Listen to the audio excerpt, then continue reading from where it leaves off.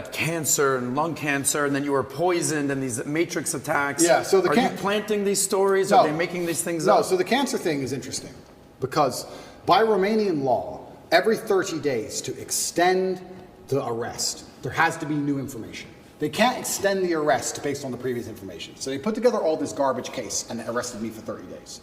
To keep me another 30 days, they have to find something during that 30-day arrest period to keep me for the second month. But of course, there's nothing to find. So when I was having medical scans in Dubai, a scar, a dark spot was identified on my lung. And I had follow-up tests booked for February. So after the first 30 days, I called up my PA and she said, "Are you coming to Dubai?" I said, "Well, yeah, if they let me go at the end of these 30 days, I'll come to Dubai for my medical tests." They took that conversation and shown it and used it in court, saying I'm trying to flee the country and trying to escape the judicial system as motivation for the second month's arrest. And the judge agreed and locked me in jail because I said that I would go to a medical appointment if I was free. And they used that as proof I'm trying to run because they had nothing else. And the judge agreed it for some reason and kept me in jail. Then everything in Romania leaks. So it leaked that I had this medical thing in Dubai, I had a problem with my lungs. And then there's a hospital here, and I decided to go to the hospital here and have it looked at, because although I was not concerned, I thought, you know what, although it's difficult to do procedures in jail, I have time for once in my life. So I decided to go to the hospital here in Romania, and Romania does have some private healthcare, which is actually very high quality. It's not as poor as people think it is. And I went to a private hospital, and I knew it wasn't cancer. I knew it wasn't. I sat down with the doctor and said, "We're really concerned about this dark spot in your lung." I said, "It's not cancer." He said, "How do you know?" I said, "That's just not my life path. It's not my story." You told him that? Yeah. The doctor was like, "Okay, but we have to investigate." I said, "We can investigate, but it's just not my story. It's not cancer. I have 0%. So I went to the doctors here. In Romania, everything leaks. It leaked out to the press. I had this mark on my lungs. I was supposed to go to Dubai. They denied me going to Dubai. They said that's enough reason to hold me and keep me in jail, which is absolutely insane, all because I also had a phone call about a medical procedure. It's crazy. But they were always going to keep me anyway and find some reason.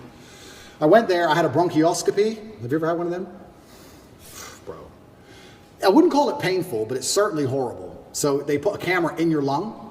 So it's down your throat, but it's in your lung. It's not down your throat, it's into the airway. So you're trying to vomit and you're trying to cough, and you can barely do either, and they're moving this camera around inside. It's extremely unpleasant. It sucks. I had it 3 years ago in Dallas for the whole allergy thing. Did you have a bronchioscopy? Yeah, they have to knock you out. It's terrible. Yeah. You've had the same procedure? Were you awake or asleep? No, they gave me anesthesia, so I was asleep. Oh, bro, here. What were you? I was awake, yeah. Wide awake. Yeah. Oh, I was wide awake. Sounds exciting. Yeah. They gave me this, they tried to numb your throat a bit, and then they gave it to me. And the doctors all around me. It's kind of interesting because when something is in your mouth and you're choking, you want to grab it, right? So you're on a chair and you're like tied to the chair, so you can't move your hands.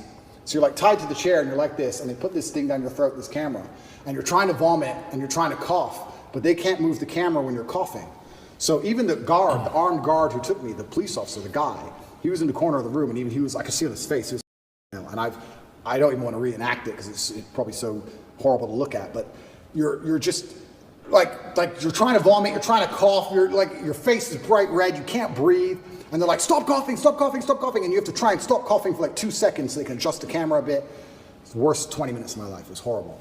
They finish that and they go, "Okay, well the good news is there's precisely 0 smoking damage on your lungs, and your lungs are perfect, but the lesion, whatever it is on the outside of your lungs. It's not the inside of your lungs. We couldn't see anything."